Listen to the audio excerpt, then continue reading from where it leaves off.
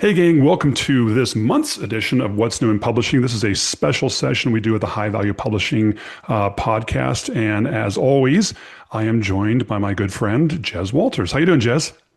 Hi, Eric. Good to be here again. Yeah, good to see you. And we've kind of made a little bit of a tradition that we're going to bring some sort of scotch or whiskey or something like that. So what do you have with you today?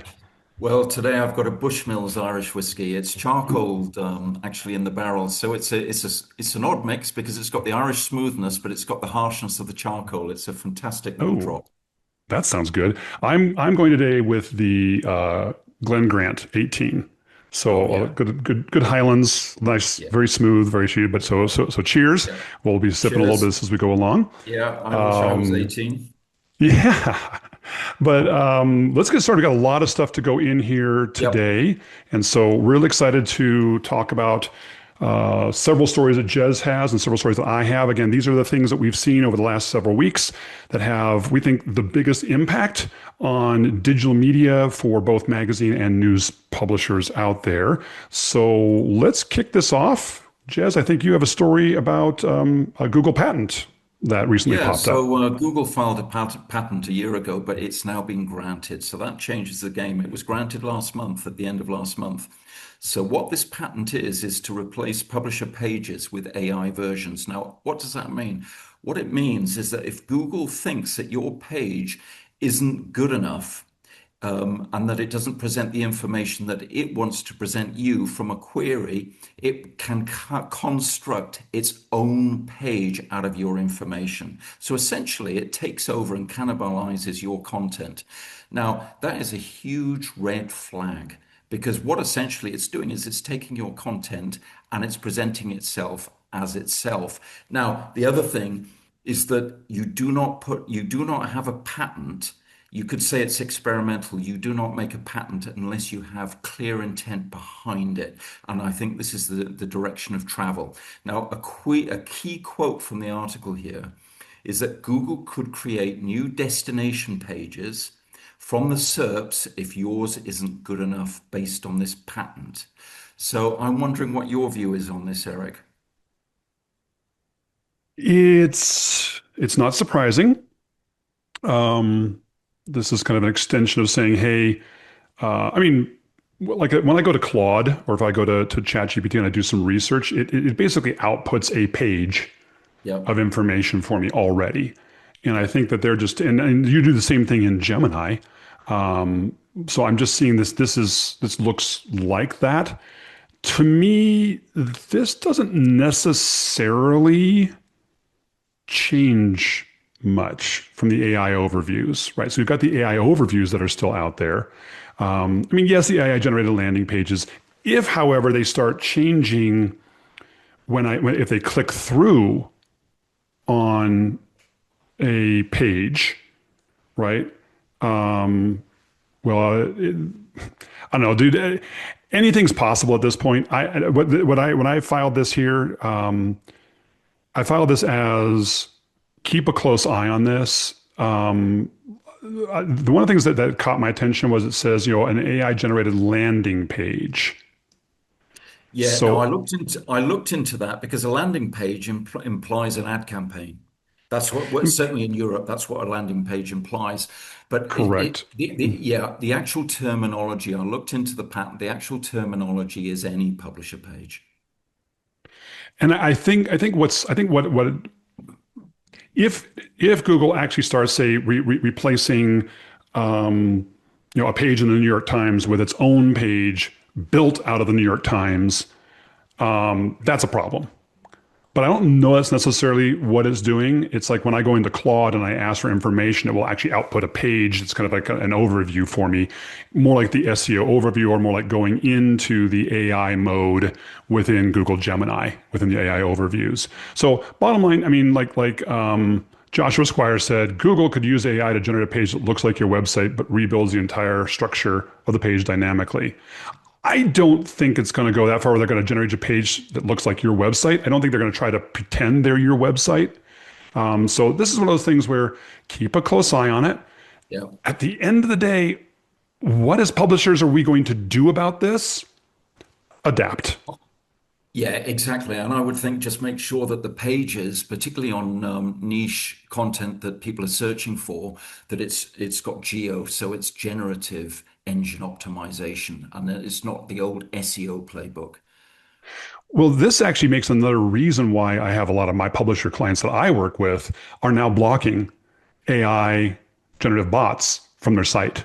We'll talk about that a little bit later on. We're actually not seeing any negative impacts from that. So this might be another reason to begin to do that if this begins to develop out. So this is something, keep your eye on this. I don't want to cry the sky is falling quite yet on it, but it absolutely was a bit of an eye opener. And I will also say this. There are thousands of patents filed every single year that look terrifying that never actually make it to market. So keep an eye on this, I would say, but don't freak out about it at this point, is my advice. Yeah, good. All right, mine kind of a lot of our stories are going to be about AI because it's just huge disruptive to the industry right now. So here's another one. Um, if you've been using Facebook of recent, and by the way, Facebook is still the number one social media network for driving traffic to publishers, more than LinkedIn, B2B folks, more than X, Twitter, more than anything else, definitely more than Instagram or TikTok, Facebook. But I found it very interesting. Saw this in the wild for the first time this weekend. I was scrolling through, and here's a post, and down below there's Meta AI summaries. So I clicked, what did Ford's CEO discover? And I got this. It pulled out an answer with a whole bunch of references in it, and just basically, I didn't even have to read the post. Now, I didn't have to click through it. I didn't have to read the post. I didn't go through. It gave me all the answers. And then down below, as I scroll down, then you get your sources. Mm. So this is yet another way, lovely for us as media companies, that folks like Google and Meta are disintermediating the publisher Yeah. from the answers. And so they're actually now Meta. I was reading is potentially offering Canadian publishers the opportunity to license their content to Meta, and Meta will pay them for it, but Meta will use it for their AI. Right? This is the way they get around that Canadian law that said that you have to reimburse media companies for use of their content. So right now, if you're in Canada, I work with a couple of Canadian media companies, you have no news content, nothing whatsoever on Facebook. You can't publish to it. They won't let you. Yeah. And so Meta is now dangling this little carrot saying, well, we'll figure out a way around this. We'll reimburse you, but you've got to agree to let us use all your content to train our generative AI. Yeah. And is that reimbursement worth its while? I don't know. I mean, honestly, at this point, we're finding ways around it. So in Canada, we found other ways to connect with our audiences, and I think that's what this is all about. These are going to continue to happen. The technology is going to continue to evolve, and us as media companies, it's incumbent upon us to find ways. Yeah, we can complain about it. Yeah, we can get upset about it, but at the end of the day, we have to adapt Yeah. and find the right ways to connect with our audiences. Okay, so that was mine. What was your next one? Yeah, so what mine is, it's something that's come out of Britain, but it has international implications. So here it is. So a group of UK publishers, top tier publishers, so we're talking about the Financial Times, the Guardian, the Telegraph, BBC, and Sky News. Sky perhaps not so international, but the other four definitely are. And what they've done is created an international AI defense coalition. So what is an AI defense coalition? It's called SPUR, the Standards for Publisher Usage Rights Coalition. So what it is, it's to protect publishers from being used by AI systems, either scraping, reusing it, summarizing it, whatever. And it's without, so if they're being scraped or whatever, without permission or compensation, SPUR wants to prevent that. Now, Hmm. publishers of all sizes are invited to join at spurcoalition.org. We'll put the link down below, or directly Yep. via the email address. Now, what's interesting about this is twofold. One is the size of the publishers being involved. Two, that it's being opened up internationally. So essentially, they want to create an international coalition of publishers. It hasn't happened yet. It certainly hasn't happened at a scale, and a lot of the trade organizations haven't been able to organize it. The other thing I would say that's interesting is the BBC is public funded. It's got a big, heavy government footprint on it.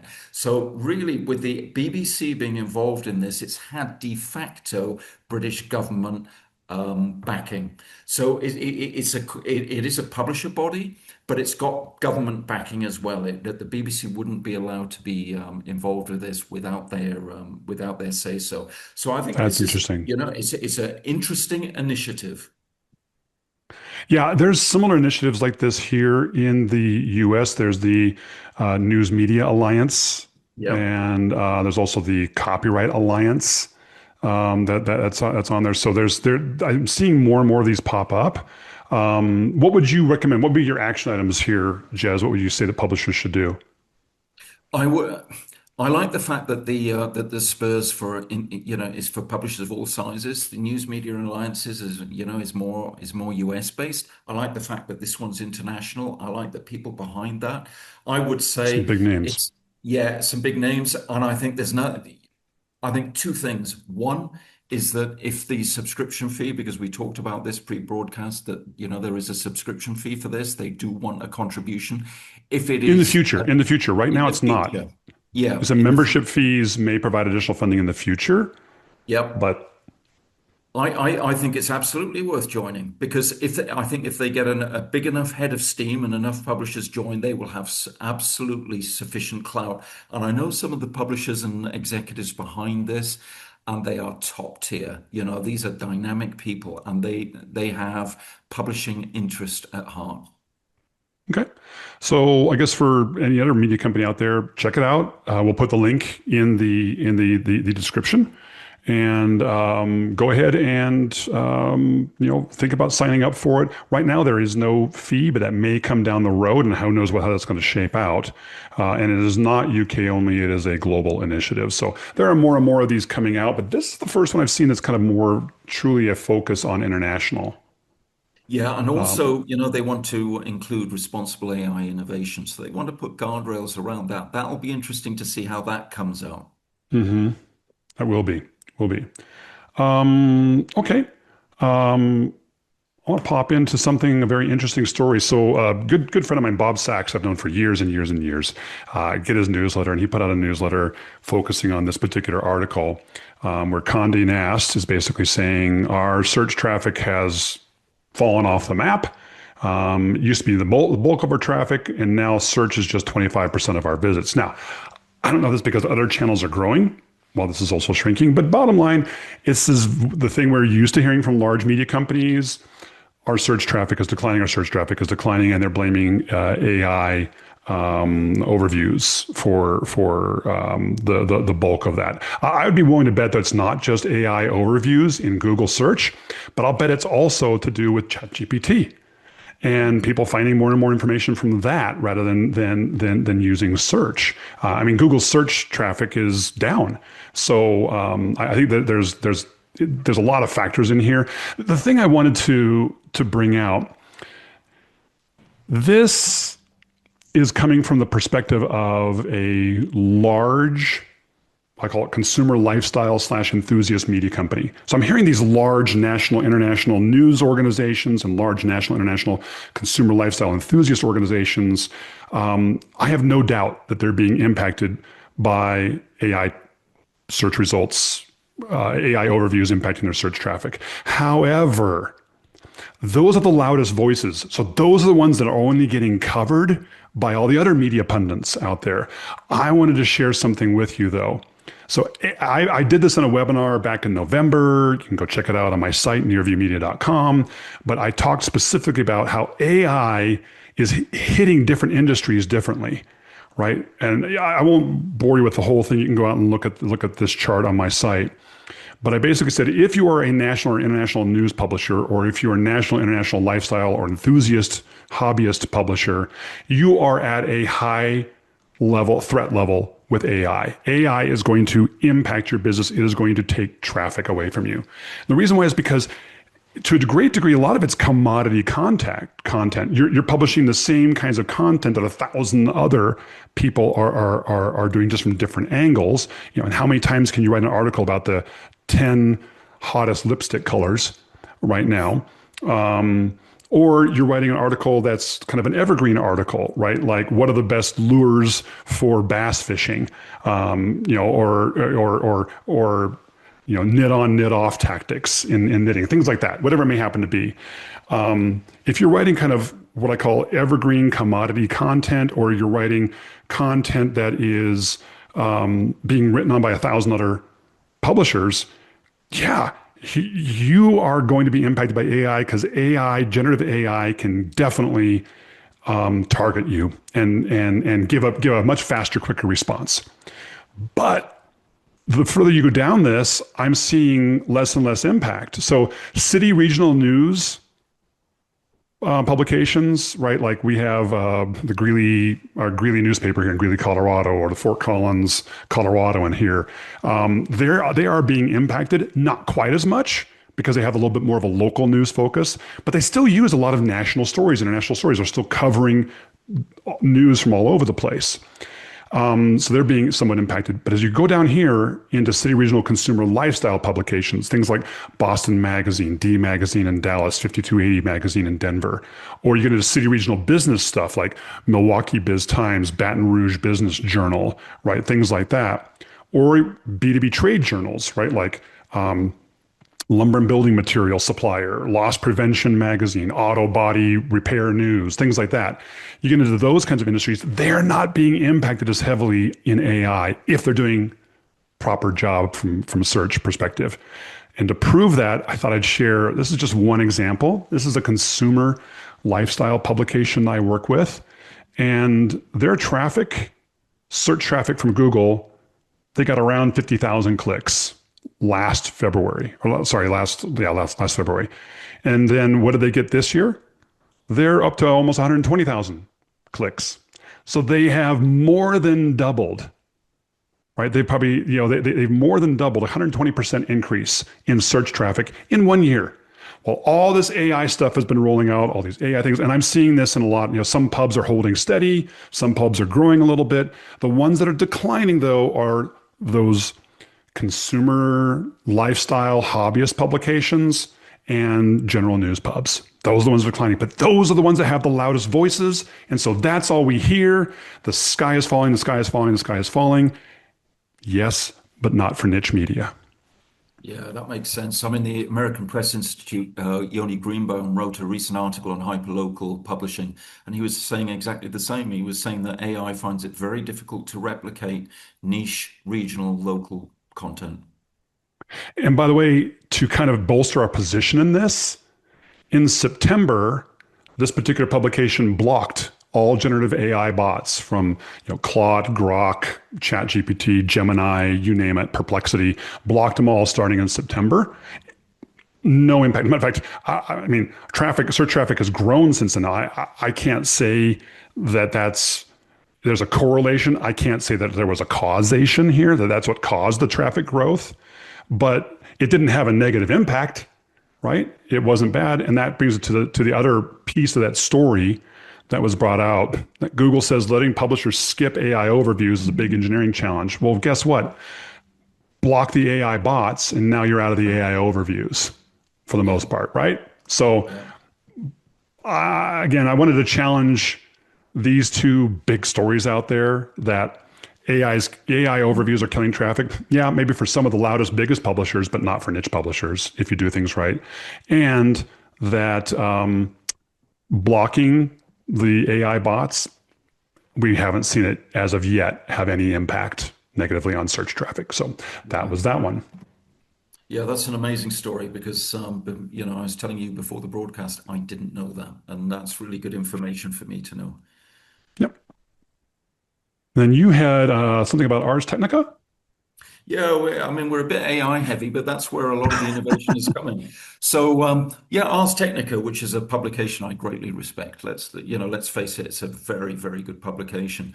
It's fired a senior reporter because what it had to do was retract an article because of AI fabricated quotes. And the editor-in-chief, Ken Fisher, has come out and apologized and just said, look, this is not our editorial standards. Well, I should think not.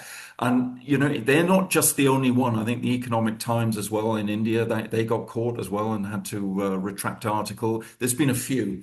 And what is abundantly clear is that AI hallucinates. So even if you're using it to write copy, it will hallucinate and it will often get things wrong. And the second thing is you cannot use it for quotes for fabricated quotes because of course that is against journalist ethics anyway. But I think we're going to see more and more of this where people are using AI to write content and they are not overseeing it or using AI in the right way. They're not using it to scaffold and copy edit, etc. They're using it for content generation. You have to be very, very careful. And for Ars Technica to be caught, I think says it all. Yeah, I think this is a good lesson for all editorial teams, no matter what industry you're in, right? And that is you need to have some very, very clear guidelines with your editors on what AI can and cannot be used for and how. I don't think using AI for initial research of stuff is, and even for certain elements like copy editing and things like that, I see no issues with that. Yep. But one of the key things that happened, again, this was the reporter Edwards. Um, Basically, he used Claude to extract relevant verbatim source material. So he's looking for legitimate quotes, but Claude made up some quotes. Yeah. And so this gets back to journalism 101 is verify. Don't rely upon an AI tool. Go out and actually verify. So I think that's one of the key things that any publication anywhere has got to do is to come up with AI standards for your editorial organization. And I think that is one of the things that is going to actually be a key differentiator for media companies going forward is okay to use AI at certain points and processes in the editorial process. But if you don't show how it's being used and have some standards around how it's being used, you're going to have issues. Like I use AI. I use AI to analyze, to take these transcripts and create an AI generated summary on my site, Yeah. right? But I don't try to pass it off as an article I wrote. I just pass it off as an AI generated summary. So anyway, something to think about there. It goes back to that whole trust factor, right? We talked about before. Yeah, absolutely. And the FT Strategies, the consultancy arm of the Financial Times, recently did a big report looking at the next gen of readers coming up now. The teens and the low 20s, and they were saying that what they're looking for is integrity more than anything else, because that is the big differential between what they're consuming on social media and a lot of the publishers that we work with. So integrity is really you've got to safeguard that for many, many reasons. And one is for the younger generation coming up. One of the largest news radio stations here in the Colorado area, 850 KOA. It's actually an AM station. They have an FM one out there as well. They got millions upon millions upon millions of listeners. At the start of every one of their news sections, they're like, guaranteed 100% human content. They've actually gotten to that point where they're like, we are going to guarantee you that we have real people behind this generating this content you're about to listen to. So I think that's fascinating. Yeah. All right. I wanted to go over a little interesting thing. This wasn't a story per se, but it's two things I noticed on the theme this past week. So one was basically the theme is publishers locking down more things on their site, and they're driving more subscriptions as a result. So the Madeline White, who runs the Audiencers, great publication. If you don't subscribe to it, I highly recommend it out there. But she did a quick thing on Forum Communications, and what they did, they took a look at their analytics and discovered that only 10% of their page views were on articles that were older than 30 days. Okay, because 90% of their page views were on newer content. So 10% were on older. Okay, so they said, let's lock down. Let's hard paywall our content that's 30 days and older. And the results out of it were awesome. Their conversion rate for that was double the conversion rate of their standard paywalls. And 15 to 20% now of all their subscriptions come from that archived content paywall. Now, that's not the bulk of their subscriptions. And they also said they saw no negative SEO impacts at all as a result of this. So I thought that was really brilliant to say, hey, let's take our archived content, let's put it behind a wall, and that's another great incentive to get people to subscribe. Likewise, an editor I work with showed me this site, the information, which I was unaware of before this point, but I'm going to be watching them. The information, they have an AI search engine on their site they call Deep Research. Just an AI search engine sits on top of their own content.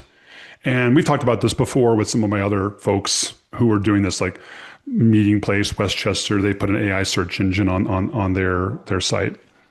But it's very interesting if you go into this, you can't really use it, or even their search, their basic search, their search and their AI are merged into one thing. And they're saying, hey, sorry, you want to search our site or use our AI answer engine on the content on our site? It's only available if you're a paid subscriber.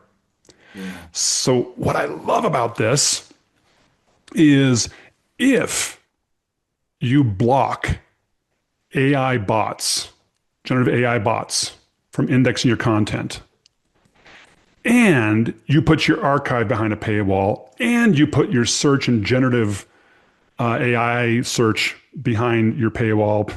Now, all of a sudden, the only way people are going to be actually able to access your archive content is if they become a paid subscriber.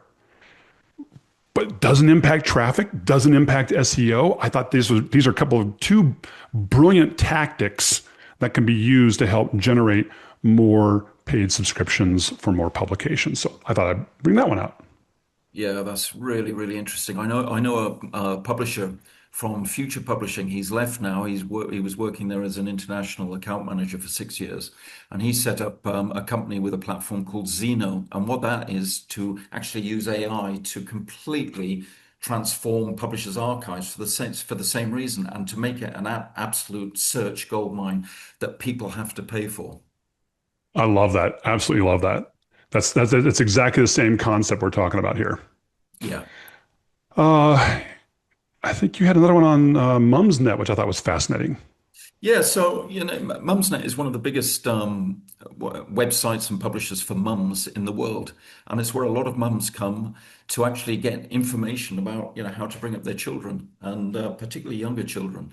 And they've created something which I think was a real bit of ingenuity. What they've done is they've got forum after forum. They've got a huge forum archive with 6.5 billion words. Now that spans 20 years, it's been going a long time. So what they've done is they've used AI to repackage and remodel and research that archive and bring up trends regarding products for younger children and for children. So what they've done now is they're going to their direct advertising clients. We're not talking about programmatic, we're talking about their direct advertising clients. And they're saying, look, advertise on our site. And by the way, we're going to give you a 30-page report about what mums actually think about your product. Now, these insights as well are raw and unfiltered and incredibly honest, because these are people getting things off their chest in a good way and in a bad way. So these are incredible in-depth insights. For example, a nappy brand. So they're making their advertising pitch far more valuable. And as I was saying to you earlier, that can you imagine a motorcycle manufacturer, for example, a motorcycle magazine, that suddenly Suzuki are finding out what people really think about their triple 800 engine or something like that. It could be anything. It could be a mountaineering magazine. It could be whatever. But these are structured insights that can be packaged up and can be given to an advertiser in addition to them just advertising on your site. And I just think it was an ingenious use of AI and remonetization of a publisher's forums. I absolutely love that. Um, First of all, brilliant use of AI to take all these discussions and bubble up insights and information about them. But I love the aspect of being able to do brand research and company and product research off this information. What would you say to publishers who don't have like a big discussion forum like this? What do you think that they would be doing? Is there anything that they can learn from this? Oh, absolutely. I think most publishers have comment sections. I think the comment sections are still valuable. Let's say you're a local That's publisher. interesting. And you're going to your local councillor and saying, it might be a party or whatever, and you're saying, well, actually, if you're a political party and you want to advertise on our site, well, these are what people are thinking about, about your policies and things. I think there are multitudinal ways of publishers repackaging up comments. It may not be huge forums as big as Mumsnet, but I think most publishers have got comment sections that can prove to be valuable. That's interesting. Now, so my general guidance to most publishers has been to remove comments because most of the comments are junk. Yeah. But that may be a very interesting reason to look at bringing stuff back. It could actually be a very interesting thing, though. So I'm wondering, even if we don't do that, it wouldn't be hard for publishers to put together a brand report. So for example, one of my B2B city publishers, one of their advertisers is what's called Fifth Third Bank, right? It's funny, but it was on the corner of Fifth and Third. But Yeah. I just asked Claude to just briefly say, give me a summary of what customers have been saying about Fifth Third Bank across any forum review platform or other boards over the past year. And I thought it was very interesting. Platforms like Trustpilot and Google, what it holds, Fifth Third, different things here. What are the things customers like? What are the common complaints? And I thought, okay, maybe even if you don't have that information yourself, maybe you could compile just a quick report for your for your customers and say, hey, just as part of your ad program, we're going to give you some market research Yeah. about this. And maybe, so I'm going to play with that a little bit to say, hey, what are some ways that what are some things that publishers who don't have these kinds of big forums can do as well?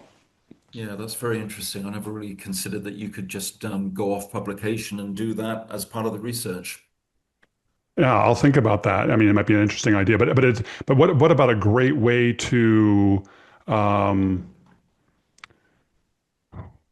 what a great idea to add to an advertising program. Yeah, absolutely. It's just an ingenious way, I feel, and, and, Hmm. and and there must be other structured insights across the board. They just haven't been thought of yet. I think when we talk next month, these sort of things are going to become much more common. I love it. Um, what to look for in an email newsletter in 2026. So we're going to go completely off the AI bandwagon now. Actually, not really. But we're going to talk about a fantastic article. If you haven't heard of Dan Oshinsky, I love this guy. He runs a site called Inbox Collective, all about newsletters. And not just newsletters for publishers, but it applies a lot to publishers. I'm not going to go through everything on here. We'll put the link in the description, but he wrote the story in January about what I learned about newsletters in 2025. And this is how AI is going to impact him. How do you continue to stay relevant in 2026? And so I thought this was a brilliant, brilliant, brilliant article. Again, follow Dan Oshinsky, go to Inbox Collective, sign up for his newsletter. He used to work for BuzzFeed, but some real cool things he talked about. One of the things he talked about is, we talk about owned and operated media, and we consider our email newsletter to be one of those owned and operated. He has an interesting take on that. He's like, we don't own that. The readers own their own inbox. And AI is continuing to change inboxes and how email newsletters are classified and even summarized. I mean, I use AI in my Google Workspace inbox all the time to scan things and figure things out. Little inside scoop for this session. Like, I subscribe to probably 50 different media industry newsletters. I actually use AI to scan all those and come up with the biggest themes, and then I manually research them all. But the idea, so I'm not actually reading every single newsletter I get, which is horrible to say, but I'm not. Well, you don't have the time. I don't have the time, but look like it came out of it, right? We found all different kinds of fantastic stories that I did go in and read, and we built out. But anyway, Dan's going to talk about how AI is changing how the inbox works. Hey, it's okay to adjust your strategy. You don't have to keep doing the same thing all the time. I'm not going to go into everything here. I did like this point, picking a second channel. hey, maybe you use newsletters to outreach, but maybe you're out active on something like a LinkedIn or TikTok or YouTube, or you go through like a community tool, like a Discord or Reddit or Slack, or you reach your audience through other things, podcasts, WhatsApp, SMS, right? You can do things, right? Like journalists. We should talk about this next time, Jez. Journalists who are working in the creator space. Yeah. I've got a fantastic one I want to show you on weather here in Colorado. He's got 1.8 million subscribers. It's amazing. But anyway, it's like saying don't try to over segment what you communicate on, and where do you want to invest in. He talks about how AI is happening in the inbox, ways to diversify revenue streams, all the basics, a welcome series, removing disengaged readers, proper authentication, right? All those kind of stuff. And then protecting bots. How do you protect bot signups? How do you filter out bot opens and bot clicks? Lots of good things in here that we need to do. So I highly recommend that every publisher who's watching this go out to Dan's site, read about this. I think it's fantastic, and it helps us take a fresh look at our email strategies. Yeah, that's excellent. That's excellent. So that was my last story, and I think that brings us to the end of the session. I think that brings us to the end, Eric. I thought that was great. That whizzed by. I think I've only been here 5 minutes. It is so much fun working with you on this, Jez, and I did get a chance to finish off my scotch, so I'm enjoying that. It is 12 o'clock here, so I'm not quite the lush, and I poured a very, very small amount. So I know it's like what, 6 o'clock p.m. where you are. Yeah, no, it's 7 p.m. on a Friday night, so this is good for me. So once again, I appreciate you so much for spending your evening on a Friday evening with me here. We will put this out here by Wednesday next week, and all the links will be included in the YouTube and podcast descriptions. So enjoy it, and Jez, we will connect again next month. Yeah, I look forward to it, Eric. Thanks very much. Have a wonderful weekend, Jez. Cheers. You too. Bye bye. Bye bye.